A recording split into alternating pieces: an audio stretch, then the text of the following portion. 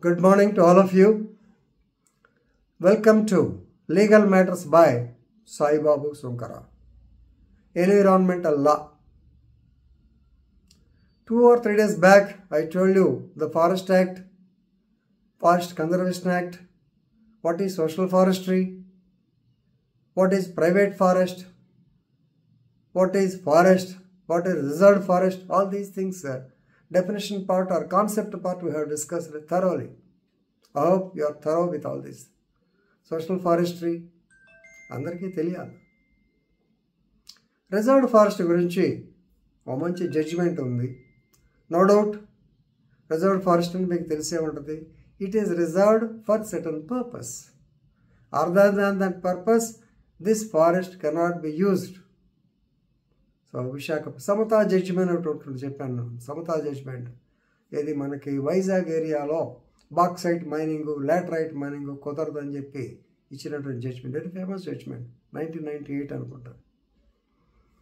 అలాగే reserved forest మీద ఎప్పుడైనా వచ్చినప్పుడు మరీ ఫేమస్ కేసులా ఈజ్ బనవాసి సేవా Ashram.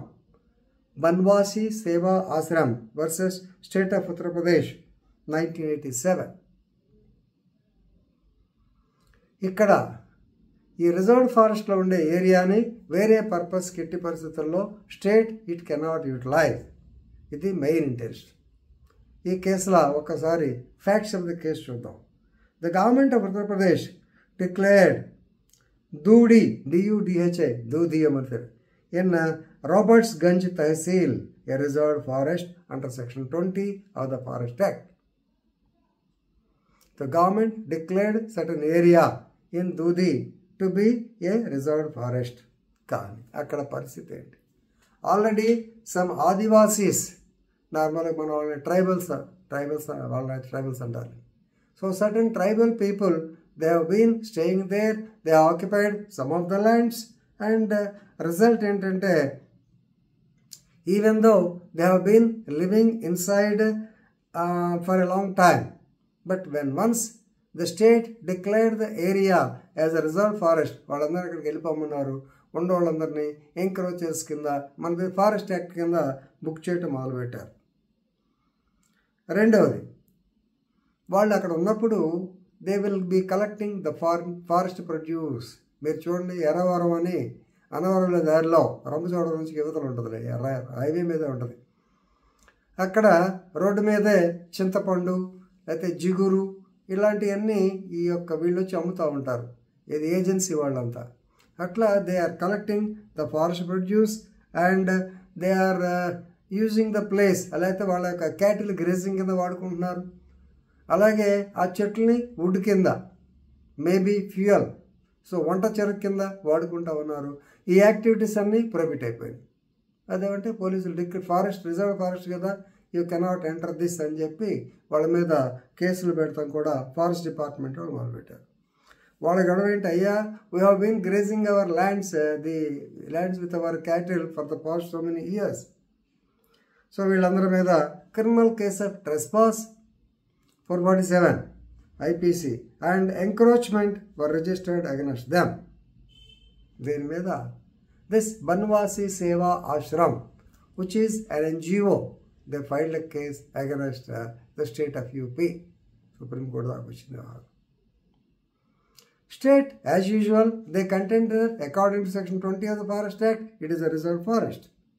So forest land, actually, the reserved purpose is to set up a thermal plant there in that particular area. Right? So, దీనివల్ల ఏమవుతుంది, the land which has been already occupied by the Adivas, they will be actually dislocated from this place. But court said, you have to protect the interest of Adivasis also. No doubt, we agree that there should be a thermal power plant, thermal electricity plant undali.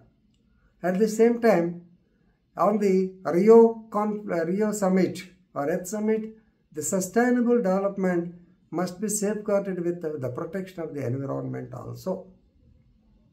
So kabatti Supreme Court varu, please remember, they have gone to the facts. Meeru ee area declare chese mundu, have you conducted a meeting with Adivadis? Second, have you given much publicity. ఆ రెండు వాళ్ళు ఎందుకో prove చేయలేకపోయారు. Ultimately the court said that the area occupied by the Adivasis must be left free. జాగ్రత్తగా వినండి. The area occupied by the Adivasis must be left free and they can be allowed to cultivate the same. The other area will be reserved for your thermal power plant. ఇలా అంటే వాళ్ళు మొత్తం మాదే అంటారు. అందుకని an officer of the cadre of additional district judge, మనం ADG అంటాం కదా, he will be appointed to exercise the power of appellate authority. అయ్యా మేము ఎక్కడ దాకా ఉన్నాం అని చెప్పి కోర్టుకు వచ్చినప్పుడు he will be acting as the appellate authority in the matters. So కాబట్టి no doubt the court protected the rights of Adivasis, at the same time encouraged the government to set up the thermal power station. Definitely thermal power station has to be given priority. It was given. At the same time the interest of Adivasis is also protected. ఇది court చేసేటువంటి ఇది. కాబట్టి ఈ కేసులో చూసుకోండి. ఎప్పుడు forest act reserve forest అంటే ఈ కేసులో మెన్షన్ చేయటం మర్చిపోకండి. Thank you.